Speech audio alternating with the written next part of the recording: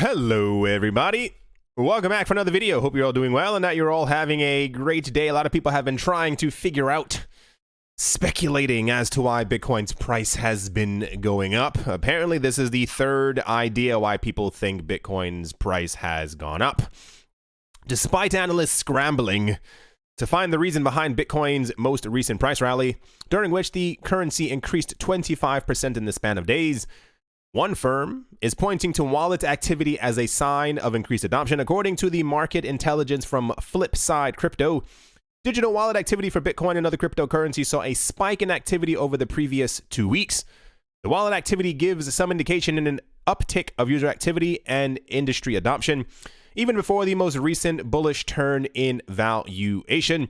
Historically, around 40 to 50% of circulating Bitcoin has been held in wallets that are inactive for greater than a month, likely due to the bulk of investors keeping their coins on exchanges. However, Flipside Crypto reports that figures falling to only 10% since 15th of March, showing a significant increase in user activity over the last several weeks. They said if you're a crypto optimist, that's good news. There are people warming up to the idea of buying Bitcoin. Stone also reports that the wallet activity and price movement for the recent rally have been less attributable to the activity of whales. Instead, the sharp increase in wallet activity from accounts that have typically been dormant indicates a broad-based waking up of many small investors.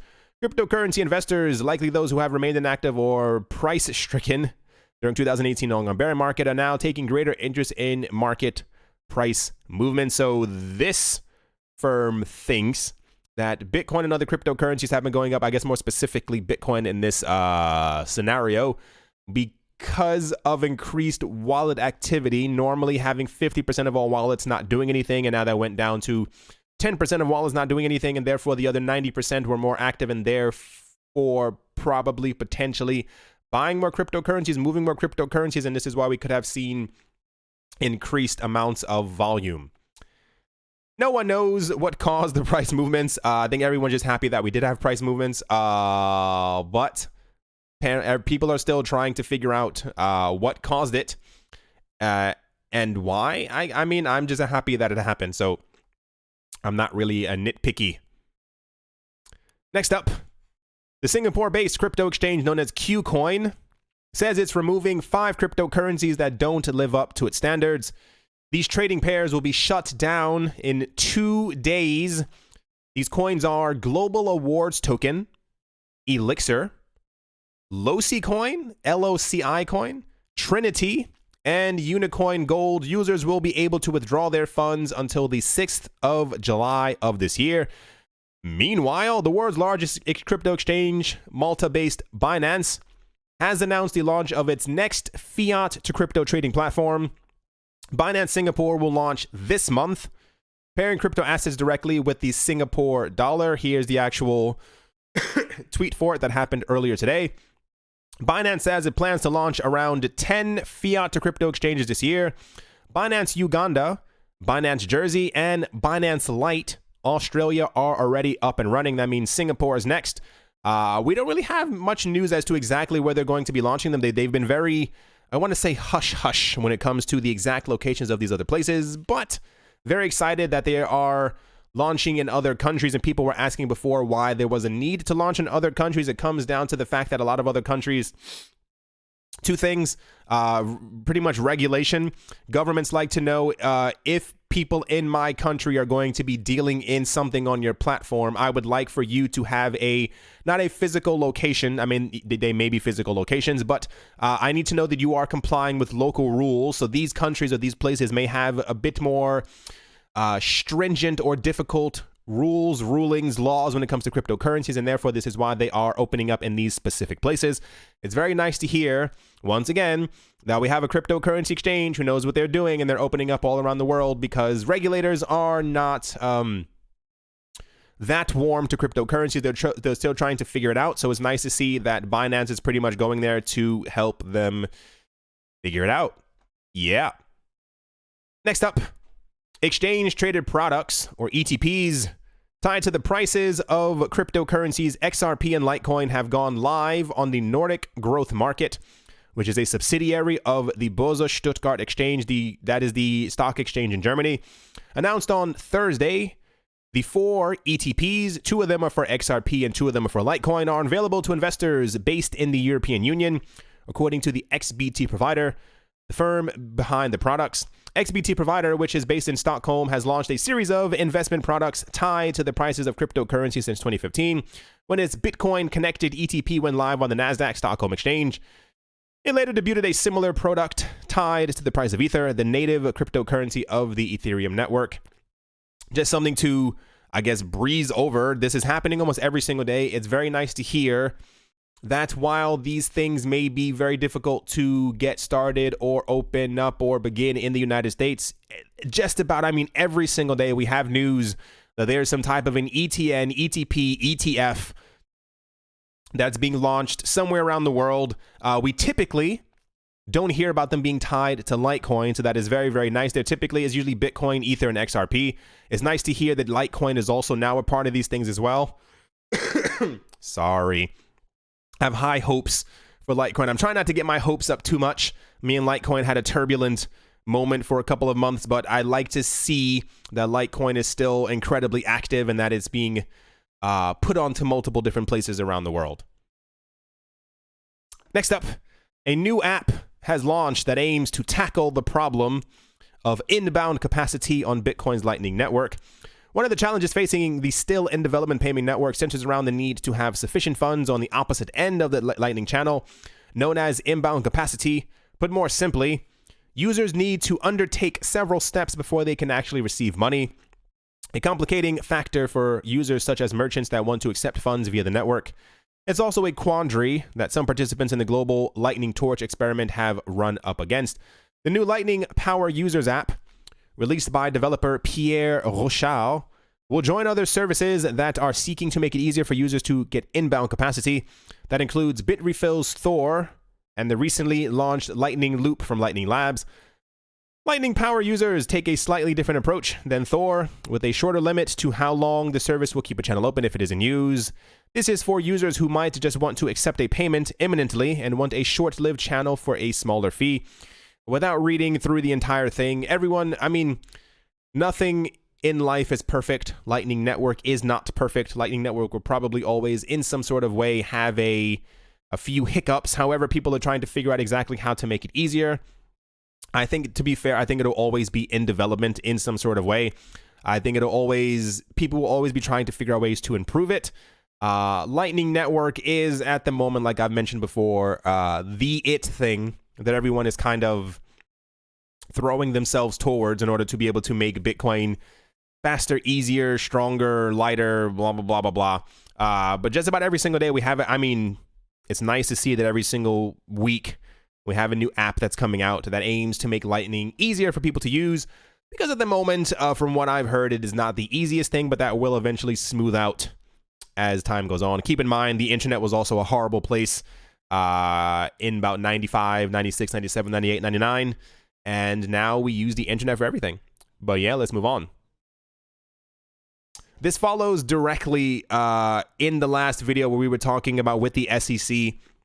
The SEC, for those who don't know, has finally released crypto guidelines as to exactly what is and what is not a security. Took them a very long time. We finally have the information. On top of that, the U.S. Securities and Exchange Commission, or the SEC, has issued a no action letter to Turnkey Jet Incorporated, agreeing that tokens used by the business travel startup are not securities.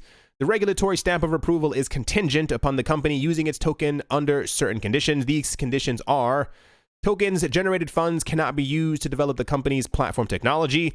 The token will be immediately useful. Okay, why not? The TKJ token will remain at a fixed price of $1. The tokens can only be used for air charter services. Repurchases will only be made at a discount to the token. Turnkey Jet will not represent the token as having profit potential. Turnkey Jet is an air charter and air taxi service based in the U.S., operating from West Palm Beach, Florida, since around 2012. The most important part here is that the SEC typically doesn't give any information at all on anything. So what we've seen, or rather, this is, I guess, the first time that they've actually done this. telling someone that you are not a security just plainly. They've issued cease and desist letters before and subpoenas, and they've told other companies, hey, stop what you're doing because you may be a security. You have made yourself available to U.S. residents or not customers, citizens, and therefore we may have a problem. So it seems like the SEC is actually moving forward, and I hope, and I mean this honestly, sorry, geez Louise, I feel like this could be leading up to something. Maybe I'm just being too optimistic. If I'm not mistaken, in May, there is supposed to be a, what's it called? Like a meeting or like a conference or something that's happening with the SEC, and it's going to be like a, not an ask me anything, but like an open panel. People can ask questions about certain things. And I think this is why they also released the other thing with actual guidelines if you are or not a security, and also why I think they're doing this as well. I think that they're trying to cover their bases as best that they know how. And also we had news 2 days ago that they're trying to hire like a crypto expert or something like that, because I feel like, first of all, this has gone on for far too long, and I feel like that they realize that this has gone on for far too long. I feel like so many of these corporations, whatever you kind of want to call them, thought that crypto would kind of die out and they would not have to deal with the implications, ramifications of what cryptocurrencies have become, what they're going to become. And this is why I think where we are right now. Anyway, it's nice to see that the SEC is finally doing something. I mean, finally. Took them long enough. Anyway, let's move on. To kind of finish things off, more than 40 banks worldwide are experimenting with blockchain technology, says a new report by the World Economic Forum. Published yesterday, the report analyzes how different central banks are either examining what blockchain can be used for or are outright experimenting with central bank digital currencies, or CBDCs. It is very much the case that several central banks are looking at this. This was said by Ashley Landquist, a project lead in blockchain and distributed ledger technology at the World Economic Forum and the primary author of the report.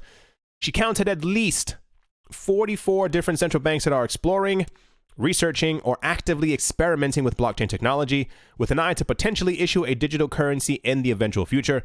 Pilot and experimentation work thus far on the subject has yielded some mixed results. Some optimistic results, and the summary of where we are now is that central banks are proceeding with caution, yet highly involved in research. At present, these banks have to navigate a host of technical and policy issues. On the technical side, the institutions need to ensure that their systems work as intended and whether they are preserving data accurately. Not surprised, especially with four. I'm actually shocked that it's not more than 44. This is something that is to be expected.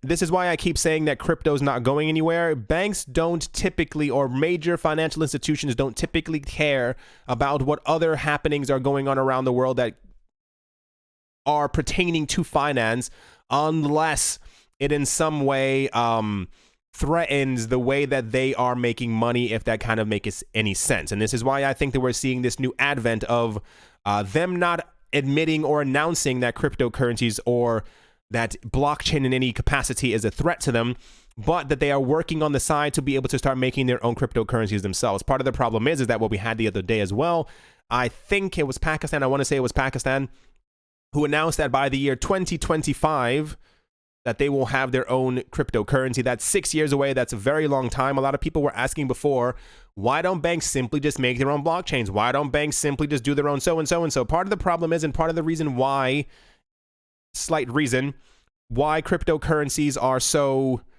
what's the word, easy to use for us is because we have gotten used to the idea, if I have Bitcoin and you have Bitcoin, I can send Bitcoin to you, you can send Bitcoin to me. It all happens on the same exact blockchain. If different banks around the world are still making their own or going to be making their own cryptocurrencies, it's still going to be fragmented. You still have to figure out a way to be able to send that cryptocurrency to that other bank and then to that other system and to that other system and to that other system to be able to actually transfer this value. And this is why Bitcoin, XRP, Ether, and all these other things are very important in the world of cryptocurrencies, and why a lot of people still believe that eventually Bitcoin will be one of the main, if not the only, if not one of the main only cryptocurrencies that people are using around the world, because it eases the actual, any friction that happens is kind of completely gone, because if you're just sending Bitcoin, they're receiving Bitcoin, you can send Bitcoin to someone else. Part of the problem that we have right now in the normal traditional financial banking world is that everyone has their own currency. Everyone has their own paper currency. Everyone has their own this. And when you're trying to send things back and forth, it becomes very fragmented. If you're trying to send money to a country that does not have a relatively well-known world currency, you have to have your account and their accounts pre-funded with the currencies that you're trying to send back and forth. And it becomes a bit of an issue if you're trying to send $100 million to that other country. They have to have that currency already pre-funded in their own country, and it becomes very ridiculous. So what a lot of analysts believe is going to happen is that these governments and banks are going to make their own cryptocurrencies. It's going to happen. There's no way around it. But when they end up doing it, it's going to become very fragmented. Their systems are going to break down. They're not going to understand exactly how to do it. We had a number of banks 2 years ago who announced that they were going to be making or thinking about the possibility of making their own cryptocurrencies. You hear nothing about that right now because it's very difficult for them to do this. And this is why that thing with IBM is very, it's a bit of an aha moment, because so many other banks around the world, there's so many other institutions have simply announced, okay, we're just going to use the thing that's built on top of Stellar. We're just going to start using XRP, because it stops the fragmentation a lot more. Anyway, not surprised that they're going to be making their own cryptocurrencies. It's just kind of something that's going to happen. But the bright side of all of that is a lot of people believe that if given the proper amount of time, and at this point, a lot of analysts are saying it comes down to no more than around 3 years. If you give Bitcoin that time frame, it will eventually start to absorb not only gold, not only silver, but a lot of debt in the world and a lot of other money that people are going to start pushing directly into Bitcoin. And at that point, when Bitcoin's price becomes large enough and therefore becomes more stable, it will then be eventually used by other banks and other corporations and other entities just to send value back and forth, as opposed to having to worry about a hyperinflationary currency. Yeah. I think that is definitely going to do it for this video. I hope that you all enjoyed. I hope that you all are having a great day, great morning, great afternoon, great evening, wherever you are, wherever you might be. Hope it's absolutely fantastic. Thank you all once again for watching and listening. I do appreciate every single ounce of your support. As always, a very special thank you to my Patreon supporters.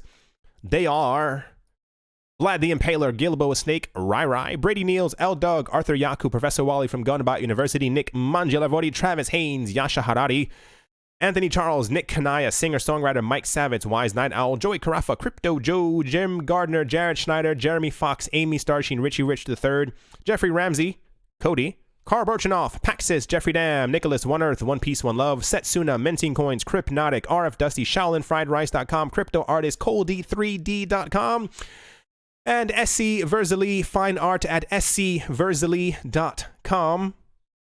Thank you all very much for your generosity.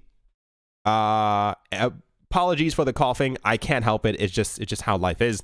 And yeah, I'll talk to you all soon. See you.